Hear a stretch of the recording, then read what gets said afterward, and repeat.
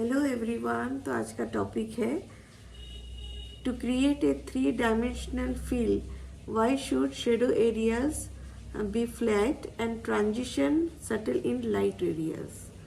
तो जो shadow areas क्यों फ्लैट होनी चाहिए और जो कि लाइट एरियाज उधर क्यों इतना शटल मतलब इतना जटिल क्यों होती है, तो इसके बारे में आपको मैं समझाऊंगी। तो प्रैक्टिकल वे में आपको करके दिखाऊंगी।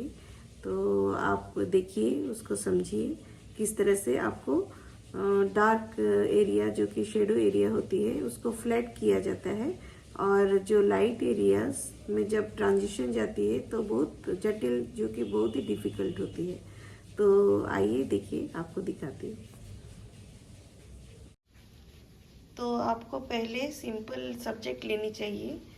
तो आपको दिखाई दे रहा होगा किस तरह से टर्मिनेटर लाइन बनती है और किस तरह से फॉर्म शेडो बन रही है, और कास्ट शेडो यहाँ पर थोड़ा, यहाँ पर थोड़ा, और किस तरह से लाइट इधर सेंटर लाइट और हाईलाइट बहुत ही कम है,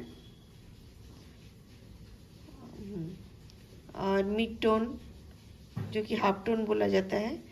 तो ये सब के बारे में आपको पहले भी बता चुकी हूँ, जो कि सेंटर लाइट, हाफ टोन और थोड़ा स्लाइटली हाईलाइट दिखाई दे रही है, और जो कि टर्मिनेटर लाइन दिखाई दे रही है। उसके बाद शेडो फैमिली आती है जो कि फॉर्म शेडो, और ये फॉर्म शेडो इधर भी गिर रही है, इधर थोड़ा सा कास्ट शेडो हो रही है, और इधर भी थोड़ा, और इधर टर्मिनेटर लाइन और फॉर्म शेडो,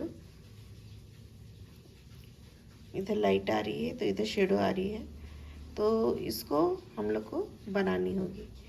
तो आप देख पा रहे होंगे, इसको हम लोग बनाएंगे। चलो आइए देखिए।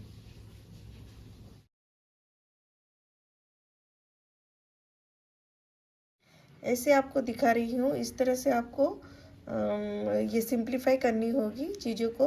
आपको स्ट्रेट लाइन में बनानी होगी। आप कुछ भी देख रहे हैं तो उसको आपको सिंप्लीफाई करनी है स्ट्रेट लाइन में।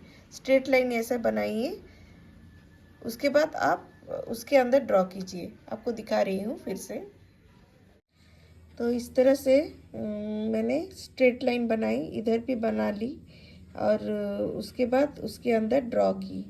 तो बहुत इजी हो जाता है। आप अगर स्ट्रेट लाइन करते हैं, उसके अंदर अगर आप ड्रॉ करते हैं तो चीज़ें परफेक्टली बनती हैं। तो इस तरह से आपको पहले स्ट्रेट लाइन करनी है, फिर उसके अंदर आपको ड्रॉ करनी है। तो ये पूरा ड्रॉ हुआ है, फिर उस स्ट्रेट लाइन को आपको रबर करनी होगी, और जहाँ जहाँ रबर चाहिए आपको रबर करनी होगी। तो इस तरह से आपको ड्रॉ करनी है। ड्रॉ में परफेक्शन आती है अगर आप सिंप्लीफाई पहले करते हैं स्ट्रेट लाइन में, और उसके अंदर अगर आप ड्रॉ करते हैं तो पूरा परफेक्शन आती है। तो आप समझे होंगे। फिर आपको दिखाती हूँ किस तरह से ये पूरा जो साइड में ये सब रबर करके किस तरह से ड्रॉ पूरा परफेक्टली आएगी। और उसके बाद आपको जो शेडिंग है, शेडो एरिया टर्मिनेटर लाइन है, और जो लाइट एरिया जो सेंटर लाइट है उसका शेडिंग करके दिखाऊंगी। तो पहले आपको समझा चुकी हूँ, जो कि आपको स्ट्रेट लाइन करनी है और उसके अंदर आपको इस तरह से ड्रॉ करनी है। तो नेक्स्ट स्टेप आपको बोल रही हूँ, देखिए। इस तरह से आपको ड्राइंग करनी है। तो आपका जो स्ट्रेट लाइन था उसको रबर करनी है, और उसके अंदर जो भी आप ड्रॉ किए थे तो आपको परफेक्टली ड्रॉ करके फिर आपको टर्मिनेटर लाइन ड्रॉ करनी है। जो टर्मिनेटर लाइन है, टर्मिनेटर लाइन है यहाँ फॉर्म शेडो बन रहा है तो उसका भी लाइन कर दी, और कास्ट शेडो का भी आपको लाइन करनी होगी। तो इस तरह से आपको पूरा ड्राइंग को कंप्लीट करनी है। फिर आती है शेडिंग, जो कि आपको पहले डार्क से शुरू करनी होगी। कहाँ कहाँ पर डार्क दिखाई दे रही है, तो जो वैल्यू स्केल में जो 1 नंबर है डार्क, उसको पहले देखनी होगी, फिर सेकंड नंबर। तो इस तरह से आपको करनी होगी। तो मुझे लगता है ये पीछे का बैकग्राउंड बहुत ही डार्क था, तो इसको बनाने से इस तरफ से थोड़ा वो उससे जो कम रेंज है उसका इधर आएगा, मतलब वो पूरा फोकस करेगी डार्क टू लाइट तक। तो आपको दिखा रही हूँ, ये पहले आपको करनी है, स्ट्रेट लाइन को पूरा रबर करनी है, इरेज करनी है। उसके बाद ड्राइंग को अच्छा से आपको कर्व को अच्छा से बनानी है, ओवल को और नीचे का पोर्शन को, और आपको जो टर्मिनेटेड लाइन है और कास्ट शेडो है उसका लाइन बनानी है। तो आपको समझ में आया होगा। फिर आपको नेक्स्ट स्टेप दिखा रही हूँ किस तरह से शेडिंग की जाती है। तो ठीक है।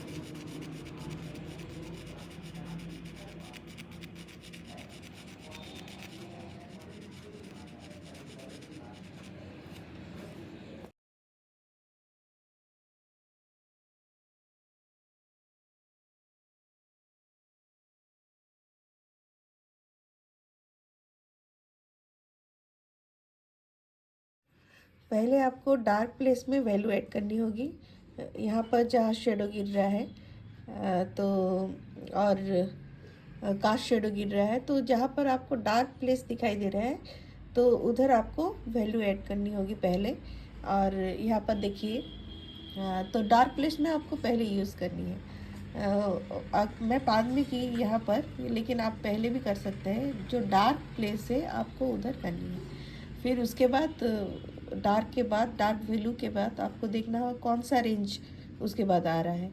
फिर उस तरह से आपको बनानी होगी, उससे लाइट, उससे लाइट, उससे लाइट करके आपको बनानी होगी।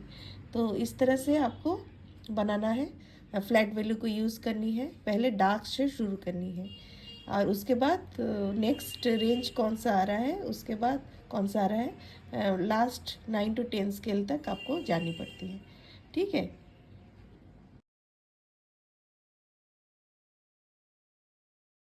तो आपको समझ में आया होगा जो मैं आपको प्रैक्टिकल में दिखाई। तो आपको किस तरह से वैल्यू ऐड करनी है, फ्लैट वैल्यू पहले डार्क एरिया में जानी है, पहले जो शेडो एरिया होती है उधर आपको पहले करनी होती है फ्लैट वैल्यू, उसके बाद नेक्स्ट रेंज में जानी पड़ती है।